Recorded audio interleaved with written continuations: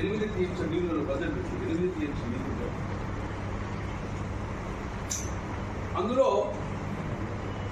2.5 TMC dead storage, అంటే సుమారు 5.5 నుంచి 6 టీఎంసీ నీళ్ళు వాటర్ ఉంది. ఈ రోజు నుంచి నీళ్లు కంటిన్యూగా అవుతుంది కిందికి విలువల నుంచి. 31 మార్చి వరకు కూడా ఈ నీళ్ళు పోతే 3.5 టీఎంసీ వెళ్ళిపోతాయి అధికారుల లెక్క ప్రకారం. పోతే వచ్చేది 3.5 టీఎంసీ. అంటే ఈ 5.5 టీఎంసీ 3.5 టీఎంసీ ఉంటే నీకు మిగిలితే 2 టీఎంసీ నీళ్ళు.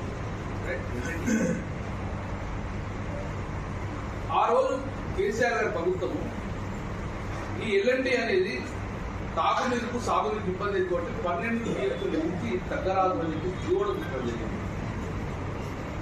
కానీ ఈరోజు 31 మార్చి వరకు ఈ ట్యాంకులు ఉండే నీళ్లు 2 టీఎంసీ.